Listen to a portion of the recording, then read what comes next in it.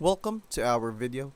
I'm going to tell you how to redeem a Roblox gift card on mobile or PC. First, open a browser on your phone or computer and go to roblox.com/redeem. Log in with a Roblox account you want the balance to go into. Next, scratch off the pin if it's a physical card or check your email if it's digital. Then type the code exactly into the box and hit redeem. After that, you'll see a success message when the credit is added to your account. This credit can be used for Roblox, Roblox Premium membership, or whatever Roblox purchases you want. One important thing, you can't redeem the gift card inside the Roblox mobile app or any game console interface. It has to be done through a web browser.